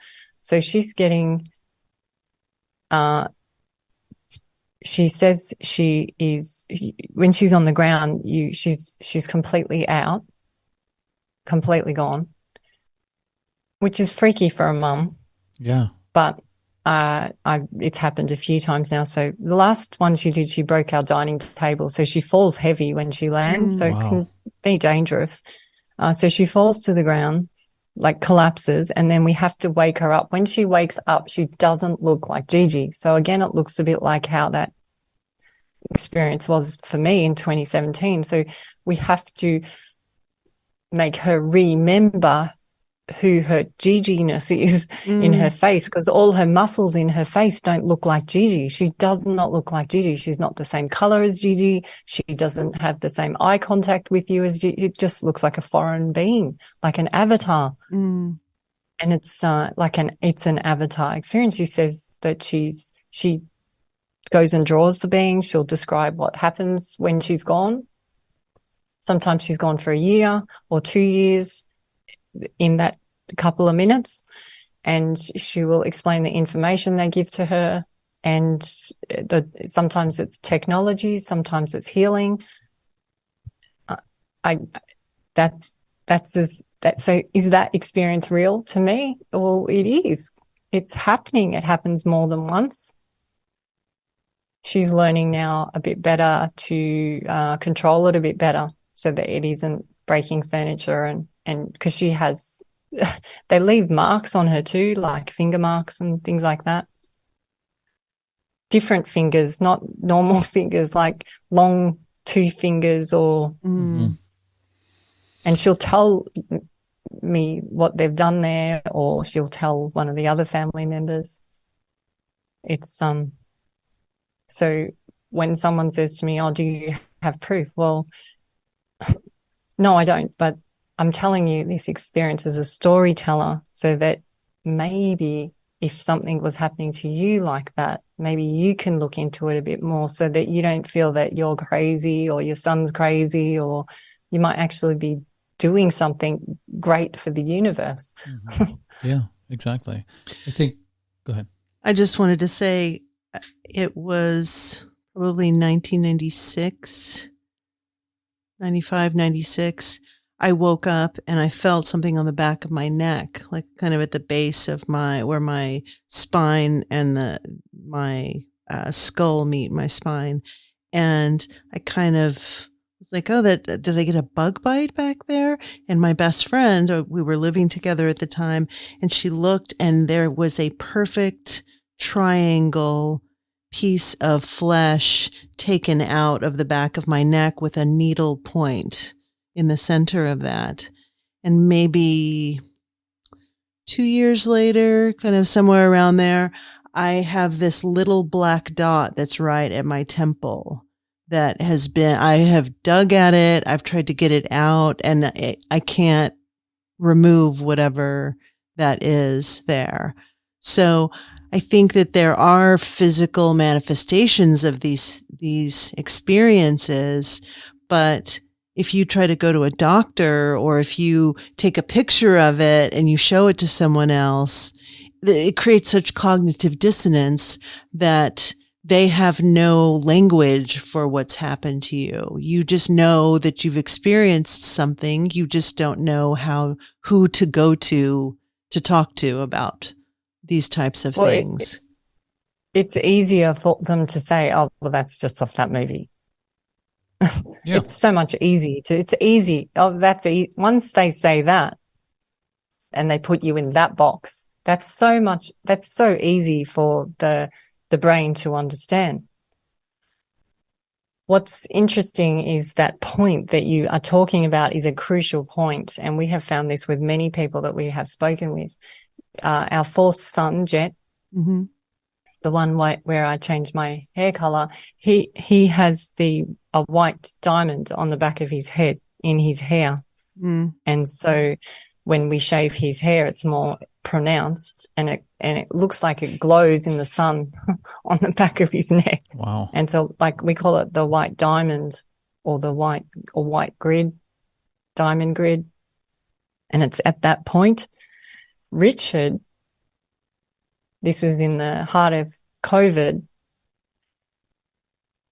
Since he used to be, before he was a photographer, he was a motocross champion in Australia. Mm. And he was for quite some years. He had a big accident. He was in a coma. It was a very big accident. He was taken out. Since that date, he got a cyst at the back of his neck in the same spot that Hunter just spoke about. And I had known Richard for 25 years till when the lockdowns began. And I said, babe, we've just got to get rid of it. That cyst, you keep touching it. It smells. We've just got to get rid of it. So we had this window of opportunity where the lockdowns broke open. So we went and got it to a local GP doctor to get it cut out. And the kids are like, oh, this is going to be great. You have to film it. I'm like, this is disgusting. I'm not filming it. They go, oh, there's this guy on YouTube and this doctor on YouTube and they're called Dr. Pimple and they squeeze them out. Yeah, I'm like, no, sorry. They said, well, can you take one picture? Because there's 8 of them, right? Going, yeah, this is going to be so good. We can put it on YouTube. I'm not putting it on YouTube. Exactly. Put it on the spin beings. Yeah, kids are like excited that we're getting a cyst cut out. So anyway, we go and get this. I'm quite nervous because I'm not great in fluoro lights. Neither is Richard. And so he goes, he's still awake. They just localize this area. And I told the doctor that the kids wanted me to film it, and he laughed too because he had heard about it as well. So he saw the playfulness. So he kind of got us. Anyway, he starts cutting it out. I start to hear screaming. I'm going, what am I hearing here? Is this Richard's inner child? Is something going wrong here? Because it's on his spinal cord. So I was really nervous. And the screaming's getting more and more intense. And then the doctor says, do you want to come over and take a photo? And it's like, okay. So I come over and I take a photo and the screaming gets louder as I get closer to the cyst. And I realize I'm hearing the energy or the beingness of the cyst because the cyst is alive. Wow. He takes it out and puts it in a tray and he says, oh no. And I've gone, oh, that's not what I want to, I don't want to hear, oh no. He's just said, oh no. Why is he saying, oh no? And then I hear another scream. So I'm hearing that one there in the dish. And then I'm hearing again and he goes, oh no, there's another one. The same. So these are the same size as a marble in the back of his neck. So he's digging deep in the neck. I'm freaking out. Because I'm still hearing, so I'm hearing screaming. So I'm having a being experience. My husband's on the table and he's going deeper into his neck. He cuts the other marble out and puts it on the petri dish and says, do you want to take a photo of them together? At this point, I'm trying to hold it together as a wife, as a mum, as a human. I take a picture and I actually wanted to cry. I felt sorry for them. I actually felt like they were dying, and I just wanted to take them home and bury them. And I felt really sad. I felt like something had died. I really did. We walked out of the surgery and Richard's all okay. I said to him, "How do you feel?" And he said, "I feel horizontal." He said, "I feel like I have straightened up. I feel like I am completely me." So he's been carrying around these two beings in the back of his neck at a crucial point where your decision making comes from, the tool ready on the spinal cord, because it's a tight fit here. Yeah. Like this is a crucial point on the body. Mm-hmm. And he was different after that. He wasn't compromised. He was calmer. And so people say to me, "How can that be?" I said, well, if you think there's energy in metal and there's energy in crystals, there's energy in parasites, and they all have feelings. Mm-hmm. Those feelings, if they're inside you, affect your feelings. Yeah. They don't want to go. They don't want to leave you. You're the host. So the more of those you have in you, parasites and beings and cysts, the more that's in you, they affect your decision making. And so we always then go into the practice of clean your systems out, clean your body out. Some beings are supposed to stay there. They're not, everyone goes, "Oh, they're bad, they're awful, they're bad." But some are good there. Some are keeping your system in balance as well. But they all have feelings. So if you have too many, especially in your spleen area where the decision making comes from, this will affect how you think. So when I'm looking at someone and I'm looking into their eyes, I can feel if they've got too many in them. And I know that their information that's coming through their avatar or what the words they're speaking could be not quite what their inner child or their oversoul wants to communicate. It's just a little bit off. The alignment's off because there's more than one in there. And I can feel it in me if I have any, because there's a lot of plane spray as well that affects that, because there's things in that as well. Yeah. So definitely. there's all the man-made ones as well, the military ones. Again, people would say that that's just us going crazy again, but they're out there. I see it in the pets as well. It's not just humans. I can see it in the animals. So we do the same practices we do with ourselves with cleansing and healing, we do with the animals as well. So if there's a horse kicking or bucking or behaving incorrectly, sure enough, that pet will have some parasite in them. We do a cleanse and 2 days later they're fine. So what type of cleanse do you do for parasites? We were told by cranial osteopath in Australia, and he studies under James Jellis practice in the US. So there's only like they're a specialized cranial osteopath. And he said that never before has there been so many different parasites in the human body. And there's some that you can get rid of these ones with this, and you can get rid of these ones with this, but you can't get rid of those ones with that. So you have to do this, you have to do this. We don't buy Western medicines at all. We don't go to doctors at all. We believe we can heal ourselves. So we practice healing ourselves with the herbs that we have in the garden or on the windowsill. Sea salt, oils, turpentine oil. When you go to the store and ask for it, they won't know what you're talking about. You'll have to research that one. Good oils, not too manufactured oils, like coconut oil is great, olive oil, but the purer stuff.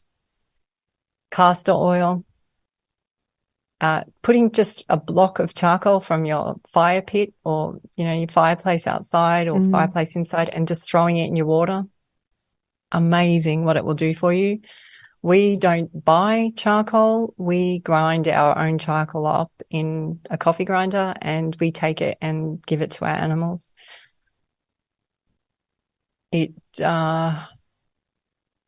What else? All these things, MMS gets rid of, that's quite a controversial one for a lot of people, but that one is a good one to help clean out parasites. One of the gentlemen who's from America, he makes MMS here in Australia, and his eyes change color when he takes MMS. So he's brown eye, and when he takes it, his eyes go bluer. Wow. How does that happen? Yeah, exactly. So obviously, they're affecting his color in his eye. What's another one? Apple cider vinegar with the mother tincture is very good. But a lot of the things we use are the dark green herbs, coriander or cilantro, I think they call it where you are. Mm-hmm. Comfrey, which is banned in some countries. Weird. Of course it is. Yeah, exactly. But pharmaceuticals, run amok. Yeah. Well, since having the children, I can smell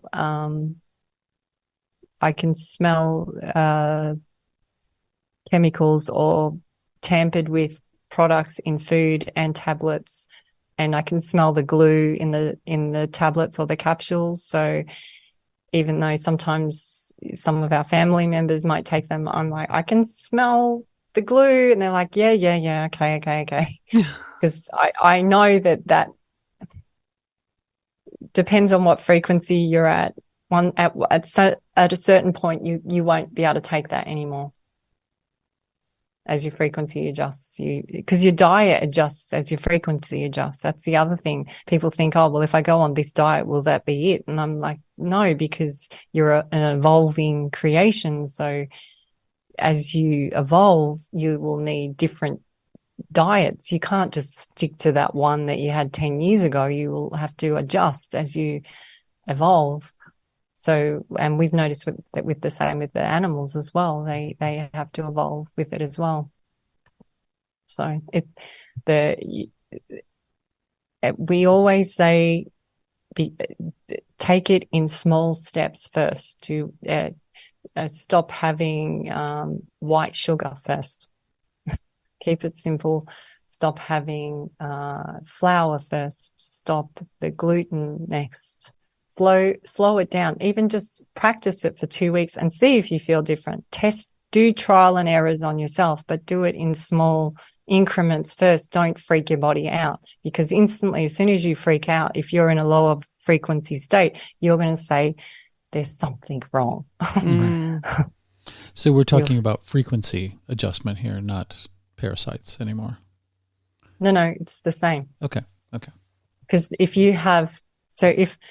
if I had 100 parasites in me, those 100 parasites would sway, because they've got feelings, their own agendas would sway my outcome or choice or free will. Whereas if I only have 5 parasites in me, then my free will has more leverage, I guess. So can you see how if I'm keeping them at bay or keeping them under control, then I have more control over my free will. Mm-hmm. But if I've got parasites here, then I've got metallic fillings. I live near towers. I'm drinking bad water. I'm working. I have no time. I mean, you can see where the free will goes. Sure. It's gone. You're subject to your environment, inner and outer. Yeah. Are you thinking of the movie How to Get Ahead in Advertising? Did that ever come up in your mind? Have you ever seen that movie, Elsa?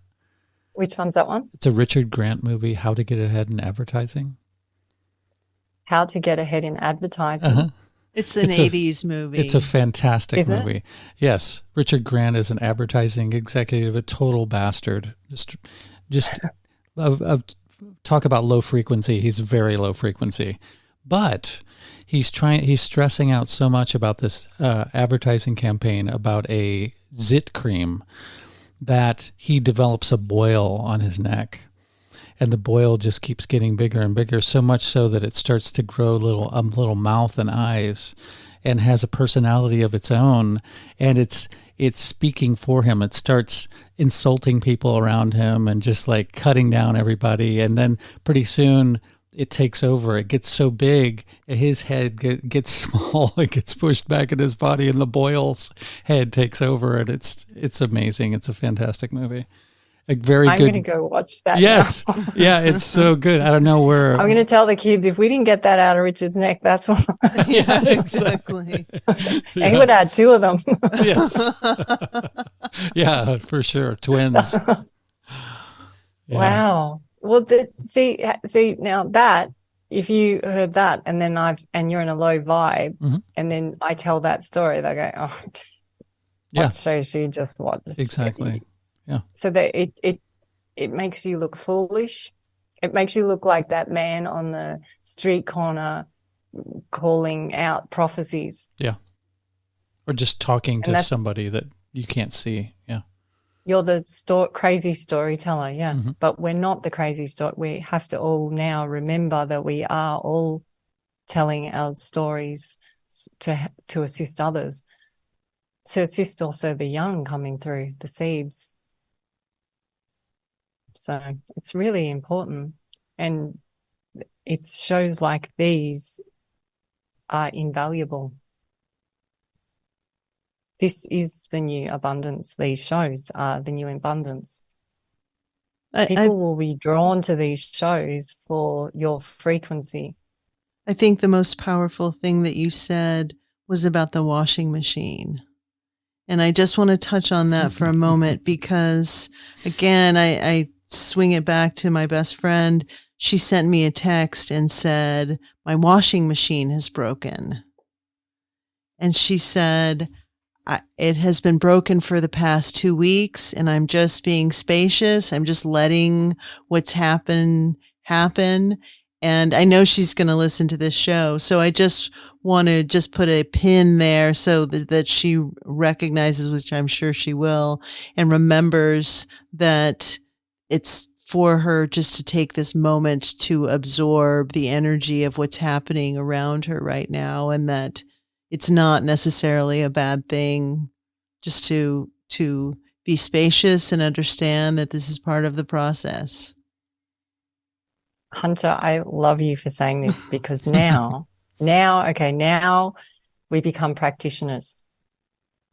So now you have been a shaman. You've noticed a sign from the washing machine. You've heard my words and it's triggered you. So now you're moment collecting. So now your innerness is working. So you've got a trigger going off here and a trigger going off here. So now we connect the two. So now you can share this story with your friend. Maybe it's the washing machine talking to you. So it's electrical, it's water, it's cleansing. Maybe she needs to do a cleansing offering to the water, to the universe. It can be simple. It could be putting a stone at the water's edge or making a little tower. It could be blessing the water when you drink it. It could be going down to a dam and blessing the water in the dam, or a water tank, or even a water bottle. Something to do with water and electricity. It's an energy thing. Just maybe she could practice that and then see what unfolds. If the washing machine either breaks and she gets a new one, or the man comes out and repairs it, or it just automatically fixes itself. And I tell people, go and practice this stuff. It's a craft. You practice it each day. You practice it. It's not, it was only on that day of the solstice. It's a daily practice. Yeah. And it'd be interesting to I would love to hear. You have to email me if something. I will, if for she sure. does do it and something happens, because I get such a buzz out of hearing it. Because you always hear, you'll never guess what just happened. Like, oh, come on, tell me, spill the beans. Well, speaking of which, we want to be cognizant of your time and also thank you so much for taking the time to sit down and chat with us about all these amazing things that have happened in your life. And not only because they're amazing to listen to, but it just also opens up the idea and the concept that this is possible for anybody. I mean, we can all go through these things. They're not special powers. There's something that is accessible to everybody, every one of us. And you're just the sign of the potential. Your family is the sign of what is possible. So I thank you for serving that purpose for us and for our listening audience. Thank you for having me with my first male and female interview. We'd love to speak to Richard too sometime, to have both of you on. It would be great. Your kids, anybody in your family. Yeah. Well, we're all kind of shy. So again, we're behind the scenes. And they're all quite shocked that I'm doing it. So I'm shocked I'm doing it. You're the brave one. Well, maybe tell people who are listening where they can find your work and all the stuff that you have on the different social media outlets. We have a website called spinbeings.com. We're on a lot of platforms, but as my kids keep telling me, there's more that I'm not on. And there's more growing every day. So exactly. I just feel like I've got it completed and then there's another platform. So I hear you. We're on Telegraph, we're just on TikTok, Instagram. Instagram, you get to see our photographer work and the before. Cool. We have hundreds of being photos, drawings that the girls have drawn. We have an oracle card set ready to go, but we're just sort of getting our way through it step by step. It's all there, ready to feed out. For some reason, we have been put a little bit on hold with the oracle cards, and I'm wondering whether it's the energy of the beings not quite ready to come out yet. We have been told that sometimes you have to wait a little bit longer for everything else to catch up, not just, So, again, alignment. So we don't force it. We just wait for it to unfold. But people are still contacting us through email. But again, we don't know. We honestly don't know where this is going. We had not planned this. This is not our career plan at all. So we just share our information out. Sometimes we got asked to be in a Q&A where we had like 50 or so people asking questions. That was different. We do, people come and want a one-on-one with us, and we do offer that. They ask, what do you do in that one-on-one? And I say, I actually can't tell you because I don't know what beings will present or what your inner child will say. So I can't predict that, but most people find them very beneficial, the one-on-ones. And that's where we're at the moment. So we'll see what happens. We're told that from now till 2025, act in your highest good. Because if it's not, it's going to dissolve quite rapidly at a dramatic pace, and if you're not ready for it, you will be. You'll have to be, because it's rapid from now to the 2025. It's like, you know that scene where Get Smart walks through and all those doors shut behind him? That's what the sound I keep getting is, the doors shutting on that. That's going to close, that's closing, that's closing. And they want to turn back to go into that room, and you can't go in there anymore. It's over.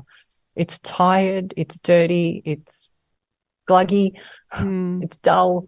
Those moments are over. You have to find the new ways. I think we've definitely been experiencing the birthing pains as of late, especially. So I think if we just see that as a sign to catapult us into a whole different realm, I think that would be the most positive we can make out of all this chaos that's been happening. Transmute it into something that's, for the greater good. Yeah. Well, we call it reversing the spin. Mm. Yeah, the birds are starting to live on all those EMF towers. Yeah, I've noticed that. The spin's reversing. They've found a way. They've found the new way, and that's what we have to. The Chernobyl wolves, like, you just have to look at the forest growing back where they said that it was a wasteland and nothing would ever grow there. Mm-hmm. It's the most amazing place to look at now.